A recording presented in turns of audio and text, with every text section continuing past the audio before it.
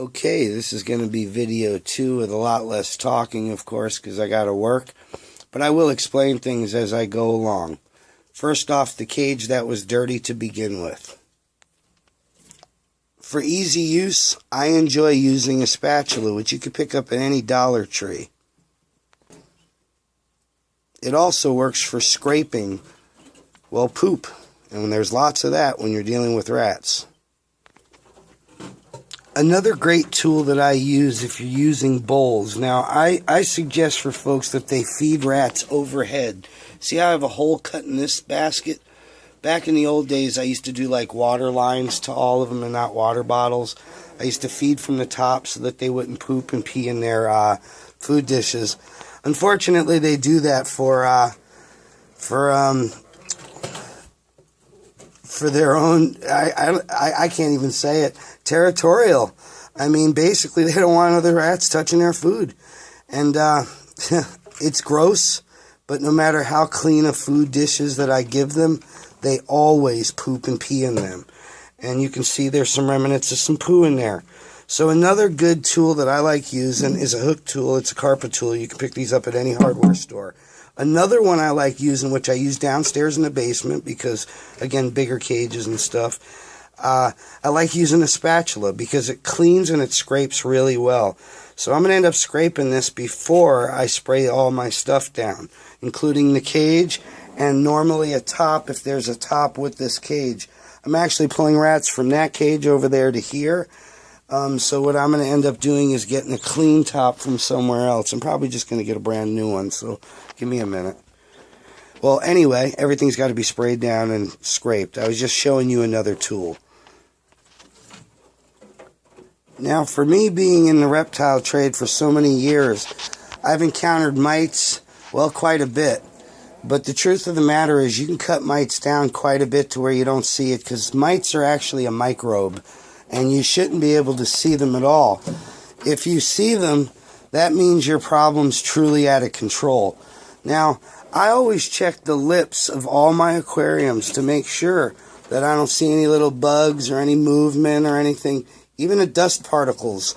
If you look at it, make sure them dusts don't move. Because that dust, if it moves, is a mite. Now, people don't realize when you have mites on a cage or an aquarium similar to this, or wood, or however you're dealing with them, except for sometimes the totes like this, because totes are easy to clean. And one of the people that were giving me a hard time actually do have a pretty nice setup, and I got to commend them for that. But the real fact of the matter is I do things the old-fashioned way, and it still works for me. But the real fact of it is you have to clean them right. And under the lips of the plastic and the plastic seams that go along these aquariums, these bugs get up in there to where you can't get into it. So for me, I don't play games. I pull out my enforcer. And when I do this, I do the whole top of the cage. I get up underneath my cage lips, and I let that water seep down. You see how it's running down the cage? And I did the whole top lip right there, and it was hard to do it with the camera. Oop, I skipped a little spot. But you get up underneath that lip. And then basically you let that water run down and it runs into the second lip down below. But don't be afraid because it's just water and crap. Let that stuff fly. Now, I'm going to do the whole cage just like I did the one side. I usually do this pretty fast so you can watch me kind of rip through it. I've been doing this so long that I've got a way that I can do it so quickly, but it's so efficient and it works nice. Now, first off, you can see just on this one side alone how it's all just running down before that dry glass. I can literally, with one scoop, get it all. But I like running a second line or third line right there in the middle.